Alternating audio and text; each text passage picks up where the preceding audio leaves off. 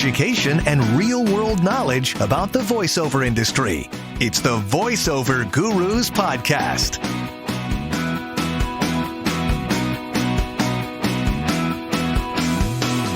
Welcome back to the Voiceover Gurus Podcast. It's now time for part 2 of our great sit-down with Gestalt therapist Anna Hindell. Enjoy. If you have to do it, do it. But if you don't have to do it, go pick another career. You know what I mean? Because life will be easier that way, most likely.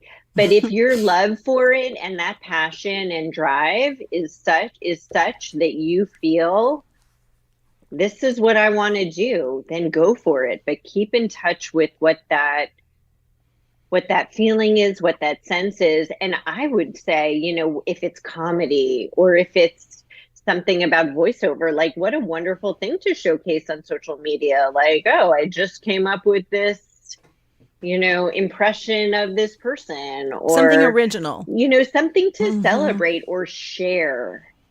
Right. I think that's the point you're making, Alyssa, right? Is to create something. Use it actively. Use it. It is this platform where, thousands of people, hundreds of thousands of people that wouldn't ever see you, wouldn't ever see or hear your work, could. And, but it takes effort and it takes motivation and it takes that piece of like, oh no, someone didn't hand me the script and I booked a job and now I just show up and then I can just post. You have to be a creator. You have to have that drive to create. So it is a catch-22, but it's like, how can you shift that passive feeling of the world is happening to me? And then if you're in that state as an artist or an actor, I consider myself an artist just because I have albums and I'm a songwriter and I'm an actor. So like, if I were to just use it passively and just look at what's happening to the people that are in the top 1% of their career, I would really feel worthless. Mm-hmm. But the truth is, I have created 2 albums and I have done this and that and the other thing. And I show up and I've done independent projects and so on and so forth. So if I use it actively, then I have a better lens for myself. Mm-hmm. And then keeping all of those achievements and accomplishments in your back pocket and remembering them. That's for important. Those times when you see, or, when the critic comes up or when you get the rejection, and thinking about, okay, what do I have to offer here? Or what do I want to share? It's such a different framework. I think as a therapist, the people that are using social media effectively are really showing up and making bite-sized pieces of suggestions or help or tips that, the layperson can take away with. So that would be interesting for actors, like some kind of share. Mm-hmm. And I would say, like, try to make it fun, which is probably the furthest thing away from, the idea of approaching social media. But if you can kind of go back inward and go back inward again, and what do I have to offer? And what am I doing? And what do I like to share with people? Because it is such an outward expression of yourself to do voiceover work or to do acting. I guess it's internal and external, right? So, yeah. I mean, in some ways it could be like, I have this big playground and how do I want to share? But then being, I guess, somewhat defensive on what you want to consume and noticing how you consume social media, and then noticing even what you feel and think about when you think about social media, because that's going to give you a clue to whether you should even open up Instagram or not. If you're already like, oh God, I don't want to face. Well, I think I got a great idea from you guys today. I think we should make a list of our accomplishments that we are the most proud of and have it handy, have it accessible. So when the days that you're feeling not so great, read through that list. And I'm actually going to do that.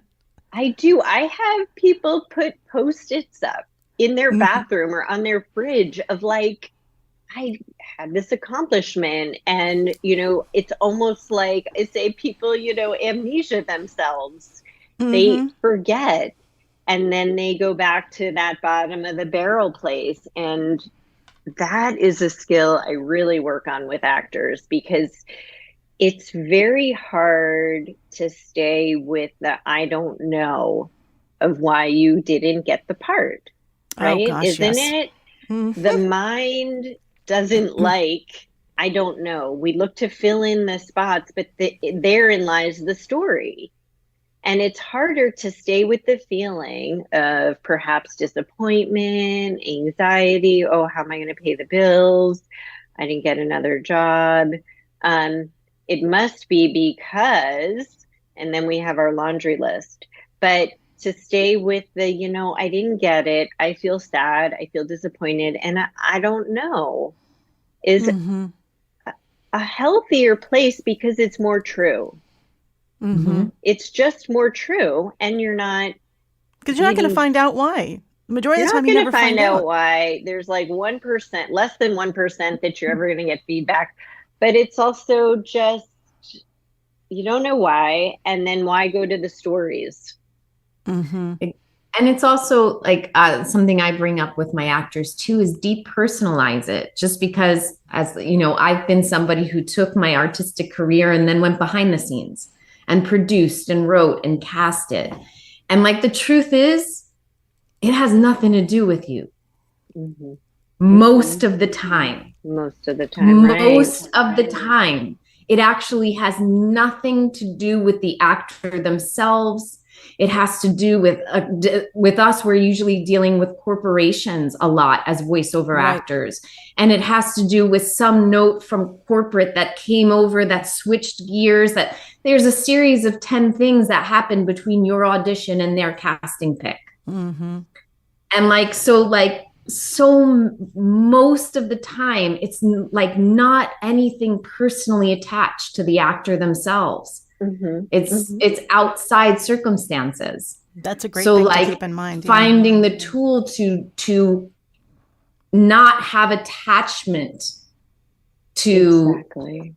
it. Right.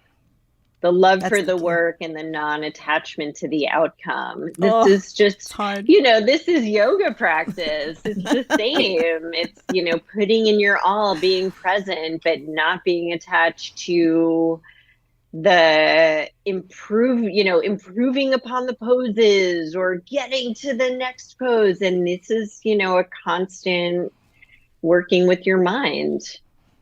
To be where you're at. Yeah. And it's hard when you've developed a career and now financially you're dependent on the wins for actors that are in that category. But you still have to find a way to be unattached and not make it define you. I'm curious how both of you have endured and have lasted in this field. Oh boy, lots of drinking. No, I'm kidding. I mean, for me, I do the mental reminder of why I got into the business in the first place. And also make sure that in here, I still feel the same love and passion as I did when I started, when I get behind a microphone and I get that excitement of booking that job. But I know for me, it is about approval. I was raised, God, if you do the right thing, you're going to get approval. You're going to get love. Hell, just all, right? The childhood stuff. So I know where my motivation lies. But, the days 30 years of doing this, it's just the constant reminders. I've almost quit the business twice. I've gotten to points where I wasn't booking jobs for like 6 months. And then that shifted my attitude. And I went in for an audition and I walked in and they said, "Oh, you're number 50. And I was like, okay, I don't care. And all of a sudden I wind up booking the campaign. This is after 6 months. And I had said to my husband at the time the night before, I'm quitting. I'm not good enough. I'm obviously not going to get anything. And here we go. And that campaign lasted almost 2 years. So I think it was me letting go, fully letting go and releasing that attachment, and just saying, okay, I'm just going to have to go do something else with my life. And that's okay, though. That's okay. Do you think you showed up differently, or you auditioned differently with that non-attachment? Yeah, I felt a great amount of intimidation when I first started in this business in front of casting directors and agents, not really realizing what the playing field is. I was always like, oh, I'm so glad I got an agent. It was just this little young thing in New York. So I would be very intimidated. And that day, though, I just said, I don't care. I'm good. I'm here. They like me. They don't like me. There's nothing I can do about it. And I was prepared to just go ahead and quit the business. So that must have been what did it. I don't know. Or I was the last person they took and they didn't find anybody else. I don't know. It's so interesting. Because there's these no things happen. logic. There's kind of a letting go. And there's probably a way in which you showed up differently. Maybe a little bit more free. Maybe a little more even. Maybe they felt the openness that you had.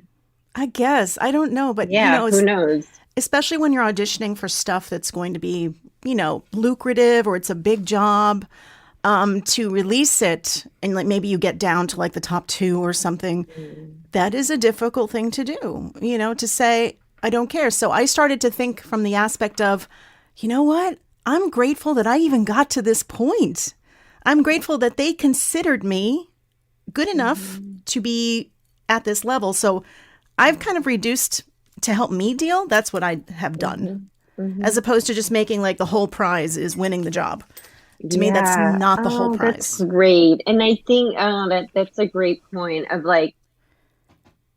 diversifying. I mean, I think that's just such another characteristic of actors and the hustle. It's okay, I'm going to the auditions, and then I'm doing childcare in the evenings, and then I'm, bartending on Saturday nights, and then I'm doing my study groups and having a bunch of different things. But then also, hopefully there's enough financial padding that you can appreciate the process. Right.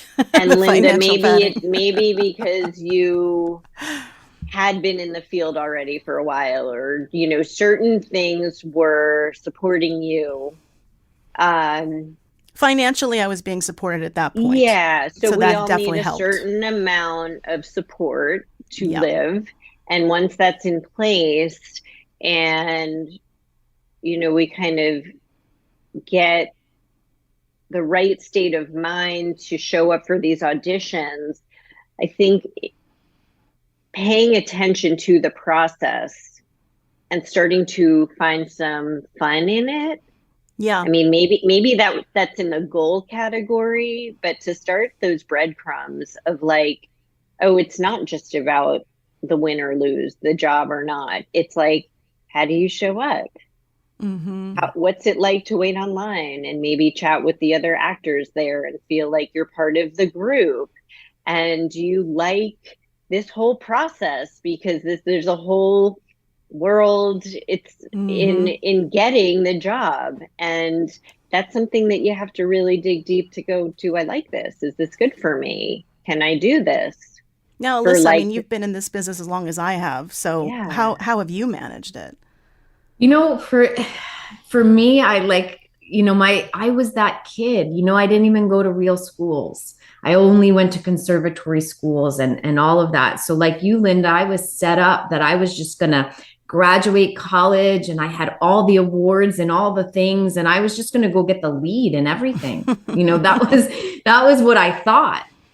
And I really, as I was explaining before, I quickly realized that if I continued in this mindset, I was actually not going to be okay. I would be like one of those stories that you read because the disappointment was so great. And I realized that I'm so grateful that I had the support to know that so early on in my career, so that my focus could become creating the feeling that I wanted. And that's why so young, I decided to become self-employed. and start to create this life that had this freedom. So not only could I be making whatever financially I needed to support my life, but then I had this space and freedom to just create to create. I'm creating to create.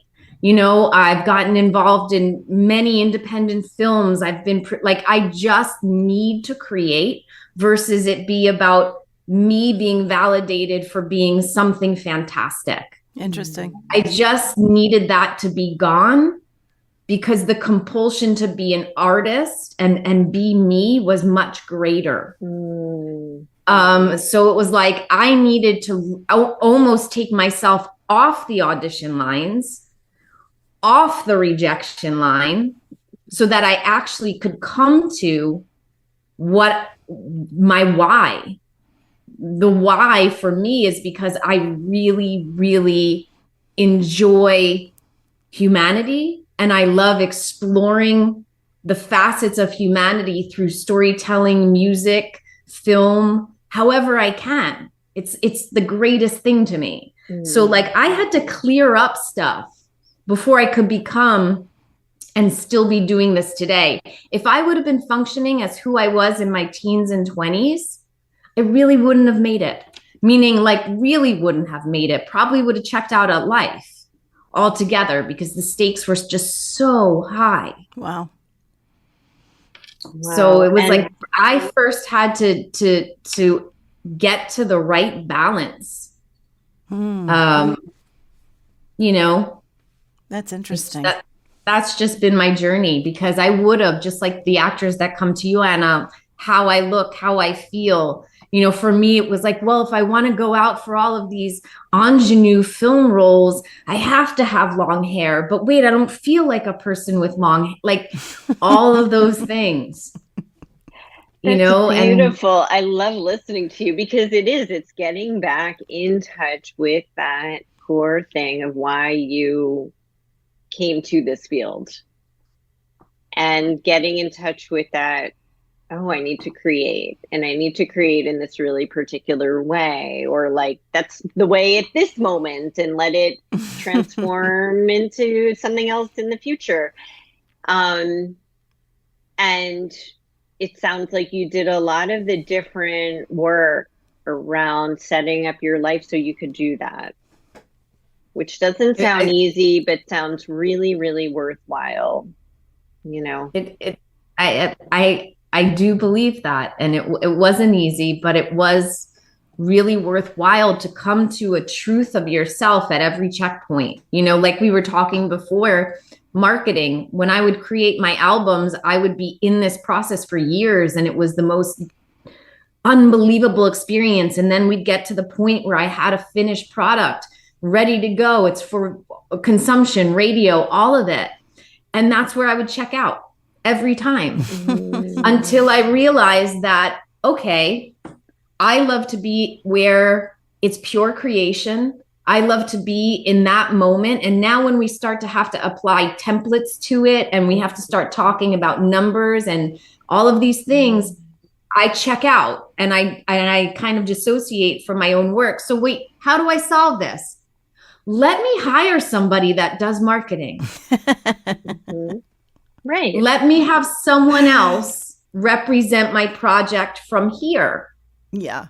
And like for voiceover actors, like if you get stuck at your demo, if you get stuck at your website, if then that shuts you down from all the work you've been doing as a thing, go on Fiverr. Somebody loves to do it. Yeah. Right. And that's one of the main things I work with people is sort of finding what are your needs and where do you need that support? They're often connected. It's like, you know, and sometimes it shows up in big feelings like anxiety or depression or some kind of compulsion. And what's really happening is it's like, oh, I'm having this chronic anxiety that is now taking over.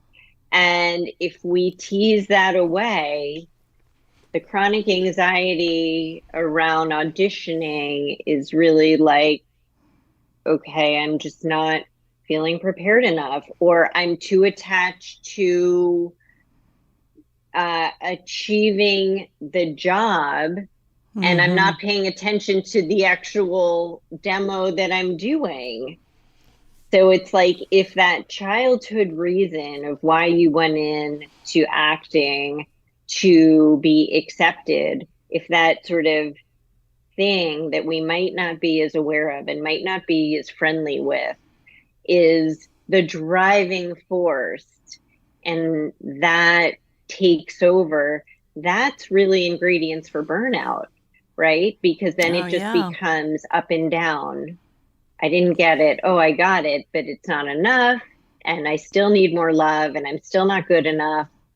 So it's like how to really start to accept who we are, where we are, our gifts, particularly with actors, our quirks, which make us who we are and stand out and so special. There's so much. There's so many like topics, nuggets of information. How could folks reach out to you, Anna? Sure. So I have a website, annahindell.com. I'm also on social media, Anna Hindell Psychotherapy on Instagram, Anna Hindell on Facebook and LinkedIn. I'm in Manhattan. My office is on 31st and 5th. I see people virtually and in person. Great. Yeah, the majority of our audience, I think, is virtual. So you offer sessions. I sure do, virtually. Yep. That's great. This has been wonderful. This is exactly what I was hoping. My favorite. Yeah. This has been really fun. And I just love stepping into the world of actors and voiceovers. And So one final note, you had mentioned that we have create an anchor point within us. Can you just briefly tell me about that? Yeah, I think of that in a very literal sense. I mean, it can be, it's kind of taking that pause, taking some breaths and feeling the weight of your body. That can be kind of like I think of it like a little scan, a washing over, to just check in with what's happening for me in the present. And the beauty is that the present is always there. It's free. It's just a check-in, and it can kind of sharpen our minds into what's happening right now. And, sometimes, so there's that. And then another anchor can be, let me get back to that reason of why I'm doing this. Okay. So that when those thoughts come in, I can remember I have something really fabulous to offer, or, whatever the story may be. Fantastic. Well, thank you so much, Anna, for joining us. You're so welcome. This has been a treat. Listeners. I'm sorry. I'm just saying, make that achievement list, listeners. Yeah, I've definitely taken away a lot from here, and I'm going to be putting some of those elements in practice too. But it was an absolute pleasure. We're going to put all your information in the show notes as well. But thank you for joining us. That wraps up another episode of the Voiceover Gurus podcast. Any questions, you can always reach out to us at info@voiceover.guru. And thanks for joining us today. We'll see you soon. Thanks for listening to the Voiceover Gurus podcast. Real talk about the voiceover industry. Learn more about us and get coaching at voiceover.guru.